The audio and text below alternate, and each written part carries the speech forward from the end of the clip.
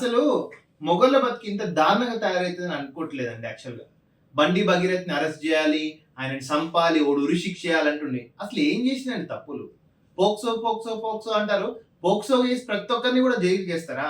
అది first of all మీకు ఏ section లో అరెస్ట్ చేస్తుండ్రో, ఏ సెక్షన్ అరెస్ట్ చేస్తారేదో, అసలు ఏ సెక్షన్స్ పెట్టింది పోలీసులకు తెలియాలి కదా. సెక్షన్ 11-12 ఏం చెప్తుందండి?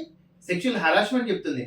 అరే భయ్, ఫస్ట్ ఎవరైతే అరెస్ట్ చేయాలని ఇప్పుడు నీకు బండి సంజయ్ పాజిటివ్ గా, ఆయనకు నెగిటివ్ గా ఎవరికి మాట్లాడలే. ఒక మగవానికి ఒక ఆడదానికి తీరులో ఎన్నో మాటలు మాట్లాడుతున్నాం యాక్చువల్ గా. Section 11-12 below 7 years punishable offences. So దీంట్లో 100% హైకోర్టుకు పోతాడు, 35 BNS తెచ్చుకుంటాడు, లేకపోతే నాన్ బెయిల్ యాంటిసిపేటరీ బెయిల్ వేసుకుంటాడు. అసలు ఫస్ట్ సెక్షువల్ హరాస్మెంట్ అంటే ఏంటి, రొమాన్స్ అంటే ఏంటి, అటెంప్ట్ టు రేప్ ఏంటి, అటెంప్ట్ టు సెక్స్ ఏంటి, సెక్స్ అంటే ఏంటి ముందు తెలియాలండి యాక్చువల్ గా.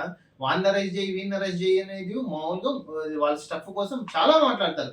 సో 100% ఈ కేసులో నాకున్న పరిజ్ఞానం ప్రకారం 100% బండి సంజయ్ సన్ భగీరథ 100కి 200% అరెస్ట్ అయ్యే అవకాశం లేదు. అరెస్ట్ చేసినా కూడా కోర్టు ఇట్లా పోతాడు, ఇట్లా బయటికి తీసుకొని వస్తాడు. అంత పెద్ద కేసు ఏం కాదు ఇది.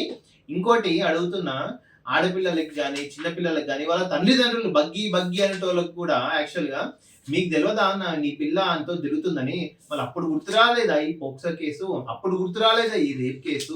సో అనే యువతలో అనే ముందు ఫస్ట్ మీరు ఏ విధంగా ఉన్నారనేది కూడా ఆలోచించుకోవాలి. బండి సంజయ్ సన్ 100కి 200% అరెస్ట్ అయ్యే అవకాశం లేదు. మాక్సిమం 99%. ఏదో ప్రభుత్వాలు కక్ష సాధింపు చర్య చేసినా ఇట్లా ఓటరు ఇట్లా వస్తారు యాక్చువల్ గా. ఓకే, ఇది ఏ పార్టీకి అగెనిస్ట్ కాదు, ఏ పార్టీకి ప్రో కాదు. ఇది ఒక ఆడపిల్ల కానీ, ఆడపిల్ల వాళ్ళ ఫ్యామిలీస్ కానీ పోక్సో రేప్ కేసు అనేది పెట్టాల్సిన సందర్భం వచ్చినప్పుడు ఇవన్నీ కూడా మీరు ఆలోచించుకోవాలి. తల్లిదండ్రులు, ఎస్పెషల్ ఆడపిల్లల తల్లిదండ్రులు కూడా కేసు అంటే అదే కేసు ఏం పొడిచే ఉండదు యాక్చువల్ గా. ఎవరు తప్పు చేస్తే వాడే జైలుకి పోతాడు. రిమాండ్ అన్నంత మాత్రాన వాడేదో కన్విక్షన్ కాదు. ఇది గుర్తు పెట్టుకోండి. ఓకే.